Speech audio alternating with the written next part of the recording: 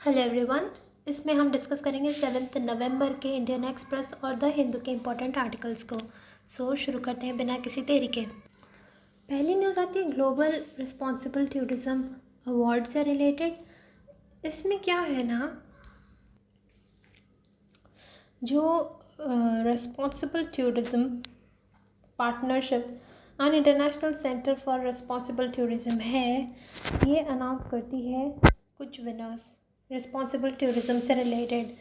अब responsible tourism क्या है? बेसिकली कोई सा भी टूरिज्म, कुछ ऐसा कैंपेन हो, मिशन हो या कुछ भी हो जो कि प्रमोट करता हो, चाहे वो सस्टेनेबल करे या वुमेन इंक्लूसिव हो या कुछ मीनिंगफुल हो या कोई भी और किसी तरीके से जो है उनके टूरिज्म में कुछ अलग बात हो, उनको ये अवार्ड दिया जाता है। इस बार इंडिया की बात करें तो केरला रिस्पॉन्सिबल टूरिज्म जो है मिशन, उससे नवाजा गया है इस अवार्ड में। ठीक है, किस कैटेगरी में? For local sourcing, craft and food category में। क्यों? क्योंकि बस इस मिशन का ये होता है कि भाई सस्टेनेबल हो, वुमेन इंक्लूसिव हो, इस तरह से जो है कुछ इनिशिएटिव लिया गया और उसी को ये वाला अवार्ड दिया गया है। इसी के बाद एक सोर एक्सकर्जन्स नाम की एक ऑर्गेनाइजेशन है जिसे भी ये अवार्ड दिया गया है। उसे दिया गया है best for meaningful connections category के लिए।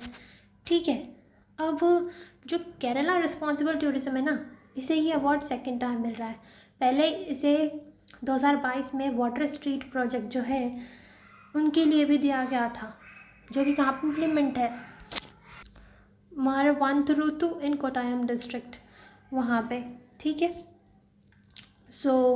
अब ये वाले जो अवार्ड है कौन से रीजन्स को केटर करता है, तो वो है अफ्रीका, इंडिया, लैटिन अमेरिका, और 6 कैटेगरीज में दिया जाता है। Best for tackling plastic waste, meaningful connections, local sourcing, craft and food, addressing climate change, diversity and inclusion, nature positive tourism, इनमें जो है ये अवार्ड दिया जाता है। अब केरला आर्ट मिशन जो है रिस्पॉन्सिबल टूरिज्म मिशन, ये लॉन्च हुआ था 2017 में और किस पे फोकस करता है कि भाई वुमेन फ्रेंडली हो टूरिज्म। कैसे हो?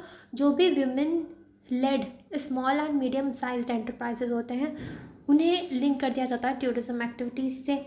इतना ही नहीं, इंडिजिनस प्रोडक्ट्स को प्रमोट किया जाता है, उनकी इफेक्टिव मार्केटिंग की जाती है और एथनिक और या ट्रेडिशनल फूड्स जो होते हैं उनको प्रमोट किया जाता है। ठीक है, टूरिज्म के थ्रू। इसलिए केरला रिस्पॉन्सिबल टूरिज्म को ये अवार्ड दिया गया है। और जो सोर एक्सकर्जन्स है, जो कि कहाँ का है, अहमदाबाद का, ये ऑफर करता है customized responsible tourism experience in Gujarat. इनकी क्या क्या एक्टिविटीज़ हैं? ये basically their activities range from bicycling in Rann of Kutch to exploring modernist architecture. इतना ही नहीं, they help you connect with local communities through immersive tours and textile workshops.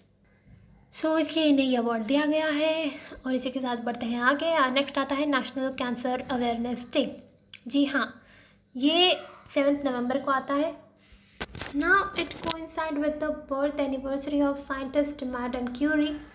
ठीक है, एंड क्यों नेशनल कैंसर अवेयरनेस डे है? तो वो इसलिए है ताकि अवेयरनेस फैलाई जा सके about the diagnosis, treatment and early detection of cancer. अब लेट डिटेक्शन के कुछ कारण क्या होते हैं कि इलिटरेसी या फिर लैक ऑफ अवेयरनेस या फियर या स्टिग्मा, उसी को से डील करने के लिए ये अवेयरनेस डे हम मनाते हैं। ठीक है, ये बात थी इसमें। अब बढ़ते हैं कामाख्या टेम्पल की तरफ। अब ये बहुत ही इम्पॉर्टेंट टेम्पल है जो कि असम में पड़ता है। ये न्यूज़ में इसलिए रहा क्योंकि जो भूटान के किंग आए हुए हैं उन्होंने वहाँ पे विज़िट किया। He began his maiden 3-day tour to Assam with a visit to the famed Kamakhya temple. अब ये ना टेम्पल नीलाचल हिल्स पे है गुवाहाटी में। It is atop the Neelachal hills in Guwahati, adjoining the southern bank of the Brahmaputra river. Brahmaputra river के पास में ही पड़ता है ये। और it is one of the most revered centres of तांत्रिक प्रैक्टिसेस। यहाँ पे तांत्रिक प्रैक्टिसेस की जाती है। और हमारे देश में जो शक्ति पीठ हैं उनमें से it is one of the oldest of the 51 शक्ति पीठ्स इन इंडिया। काफ़ी पुराना है। एंड यहाँ पे एक मेला लगता है अम्बुबाची नाम से, and it is one of the major festivals of this temple. This festival is held every year to commemorate the yearly menstruation of goddess Kamakhya. Goddess Kamakhya का ईयरली मेंस्ट्रुएशन को कमेमोरेट करने के लिए हर साल ये वाला फेस्टिवल ऑर्गेनाइज होता है. नेक्स्ट न्यूज़ है सेंट्रल इंफॉर्मेशन कमीशन से रिलेटेड. ये इसलिए न्यूज़ में रहा कि हीरा लाल समरिया नाम के जो व्यक्ति हैं उन्हें chief of central information commission बनाया गया है. उनकी स्वेरिंग सेरेमनी हुई तो उनको शपथ दिलाई गई, ये बात है. सो सेंट्रल इंफॉर्मेशन कमीशन क्या है बेसिकली? ये एक तरीके की कमीशन है जो कि इंश्योर करती है कि जो राइट टू इन्फॉर्मेशन है जो कि इंडिया के हर नागरिक को मिलती है उसको अपहोल्ड कर सके. मतलब कि मान लो किसी व्यक्ति ने कोई इन्फॉर्मेशन पाने के लिए कोई एप्लीकेशन दी और उसे मान लो वो इन्फॉर्मेशन नहीं मिलती है या काफ़ी लेट मिलती है, तो उससे रिलेटेड कंप्लेंट्स वो इस वाली कमीशन में डाल सकता है और उसके ग्रीवेंसेस यहाँ पर रिड्रेस हो जाएंगे. सो उससे रिलेटेड ये ऑर्गेनाइजेशन है. सो ये कमीशन बनाई गई थी राइट टू इन्फॉर्मेशन एक्ट 2005 के अंतर्गत.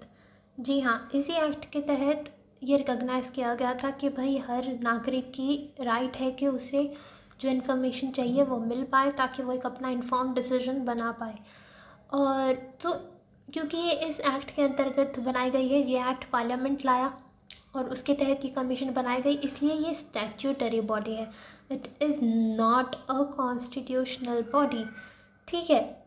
उसके बाद इसकी ज्यूरिस्डिक्शन की बात करें तो इसका ज्यूरिस्डिक्शन सारी सेंट्रल पब्लिक अथॉरिटी जो हैं उन तक एक्सटेंड करता है. ठीक है. सो ये बात थी. अब जो ये सेंट्रल इंफॉर्मेशन कमीशन होती है इसमें होता कौन कौन है? सो इसमें एक चीफ इंफॉर्मेशन कमिश्नर होगा जिसका ये भी अपॉइंटमेंट हमने देखा हीरालाल समरिया का. ठीक है. उसके अलावा 10 से ज़्यादा इंफॉर्मेशन कमिश्नर्स नहीं होते. सो ये इसके मेंबर्स हो गए. उसके बाद अपॉइंट कौन करता है? तो अपॉइंट करते हैं प्रेसिडेंट ऑफ इंडिया. किसके रिकमेंडेशन पे? सो एक कमेटी होती है. उस कमेटी में होते हैं प्राइम मिनिस्टर जो कि उसके चेयरमैन होते हैं, लीडर ऑफ अपोजिशन होते हैं लोकसभा के, और एक यूनियन कैबिनेट मिनिस्टर होते हैं जिनको नॉमिनेट करते हैं प्राइम मिनिस्टर. सो इस कमेटी के जो रिकमेंडेशन होगी उसके बेसिस पे president of India chief information commissioner को अपॉइंट करते हैं. अगर इसके फंक्शंस की बात करें जैसे मैंने बताया था कि to receive and inquire into a complaint from any person regarding information requested under RTI 2005. All right. And ये इंक्वायरी भी ऑर्डर कर सकता है कि भाई एक्शन क्यों नहीं लिया गया, इन्फॉर्मेशन क्यों नहीं प्रोवाइड की गई, और that too suo motu power है इसके पास. अगर कुछ रीजनेबल ग्राउंड्स है तो अपने आप से भी इंक्वायरी ये कंडक्ट करवा सकता है. ज़रूरी नहीं कि किसी की कंप्लेंट आए. और इंक्वायरी करते टाइम इसके पास एक सिविल कोर्ट की पावर्स होती हैं. किसी को समन कर सकते हैं, डॉक्यूमेंट्स मंगवा सकते हैं, ये सब बातें हैं. इसके अलावा इनकी टेन्योर की बात करें तो टेन्योर इनका गवर्नमेंट प्रिस्क्राइब करेगी या फिर 65 मैक्सिमम होता है. 65 के एज के बाद नहीं अपॉइंट किए जाएंगे.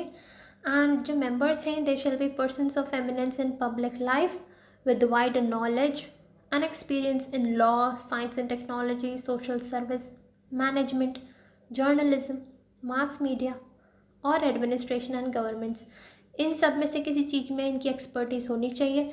ये मेंबर ऑफ पार्लियामेंट या मेंबर ऑफ लेजिस्लेटिव असेंबली नहीं होने चाहिए. कहीं के MP MLA यानी कि सांसद या विधायक नहीं होने चाहिए.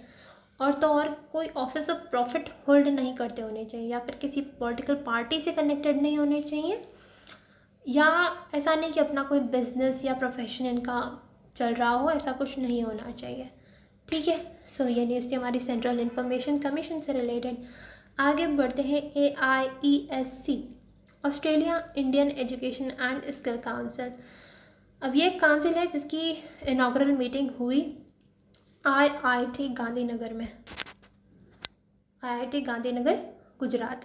और को चेयर किसने की भाई? चेयर की हमारे धर्मेंद्र प्रधान जी जो हैं हमारे एजुकेशन मिनिस्टर, और साथ ही में ऑस्ट्रेलिया के स्किल और एजुकेशन मिनिस्टर्स भी वहाँ पे थे। तो ये हमारी काउंसिल हुई। ये क्यों हुई भाई? ये इसलिए हुई जिससे कि रिसर्च वगैरह में कोलैबोरेशंस हो सकें, जो इसके अलावा माइंस मिनरल या क्रिटिकल मिनरल्स में जो है हमारा कोलैबोरेशन बढ़ सके। अब ये काउंसिल ना, ये जो हमारी Australia Indian education and skill council है, ये 2011 में इस्टेब्लिश की गई थी as a binational entity, and it provides strategic guidance for educational training and research collaborations between the two nations. ये बात है इसमें, ठीक है। एजुकेशन या ट्रेनिंग या रिसर्च से रिलेटेड इसमें कोलैबोरेशंस की बात की जाती है, स्ट्रैटेजिक गाइडेंस की बात की जाती है, ये सब बातें हैं। एंड बस इतना ही था इसमें। Thank you so much, I hope you like it, have a nice day.